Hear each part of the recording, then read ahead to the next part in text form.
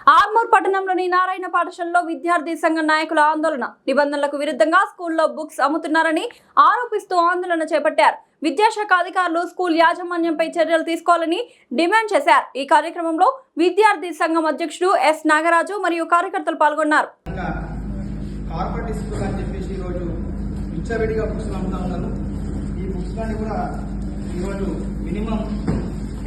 నుంచి 12,000 దాకా మినిమం 18,000 దాకా అమ్ముతున్నారు.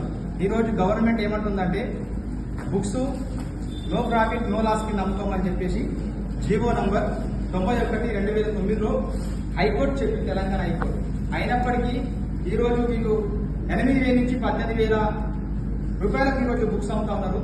ఈరోజు ప్రభుత్వం నిబంధనలు ఉల్లంఘించి బుక్స్ అమ్ముతా ఉన్నారు.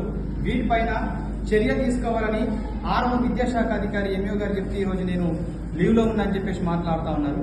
అంటే ఈరోజు విద్యాశాఖ అధికారులు ఏం చేస్తున్నారు? ఇట్లా ప్రైవేటు విద్యా సంస్థలలో విచ్చలవిడిగా బుక్స్లు అమ్ముతా ఉంటే విద్యాశాఖ అధికారులు ఏం చేస్తారని చెప్పేసి మేము ప్రశ్నిస్తా ఉన్నాం.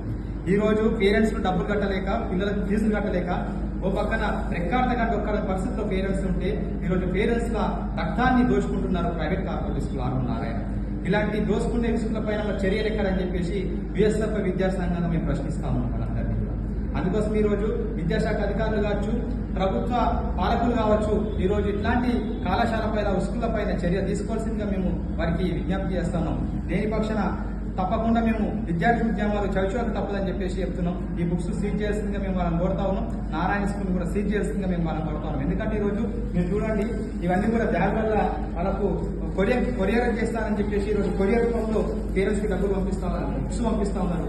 ఈరోజు వాళ్ళు పేరెంట్స్ మాకు చెప్తా ఉన్నారు, అన్న మా దగ్గర 8,000, 10,000, 18,000, 20,000 దాకా బుక్స్ లకే దోసుకుంటున్నారు. ఈ స్కూల్లో సగం ఫీజు బుక్స్ లకే పెడితే మా పిల్లల్ని ఎట్లా చదివించుకోవాలని చెప్పేసి ఈరోజు వాళ్ళు ఘోరణ విలపిస్తా ఉన్న పరిస్థితి ఈరోజు ఆర్మూర్పట్నంలో విద్యార్థుల పేరెంట్స్ల పరిస్థితి ఉంది. కాబట్టి తక్షణమే వీళ్ళపైన చర్య తీసుకోవాల్సిందిగా మేము విద్యాశాఖ అధికారులను, కలెక్టర్ గారిని, డిఈఓని మేము కోరుతా ఉన్నాం.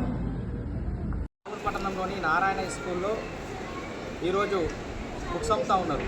ఈరోజు ఒక పక్కన ఒక విద్యార్థి సంఘము బంధు పిలిపించినప్పటికీ ఈరోజు ఆర్మూర్పట్నంలో పేరెంట్స్కి విచ్చలవిడిగా ఫీజులతోని బుక్స్ అమ్మడము, ఇది ప్రభుత్వాన్ని నిబంధన ఉల్లంఘించడం అని చెప్పేసి విద్యార్థి సంఘంగా యూఎస్ఎఫ్ఐగా మేము చెప్పడం జరుగుతుంది గత కొద్ది సంవత్సరాల నుంచి.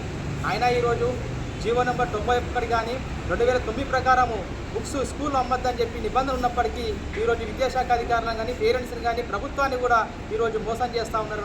ఈ నారాయణ ఒలింపియాడ్ పేరు పెట్టుకొని ఈరోజు ఈ ఫస్ట్ క్లాస్ బుక్స్ దాదాపు గవర్నమెంట్ నిబంధనల ప్రకారము 350 రూపాయలు సెట్ ఉంటే ఈ దాదాపు ఈ సెట్ని 8,000కు 7,000కు అమ్ముతా ఉన్నారు ఈ స్కూల్లో.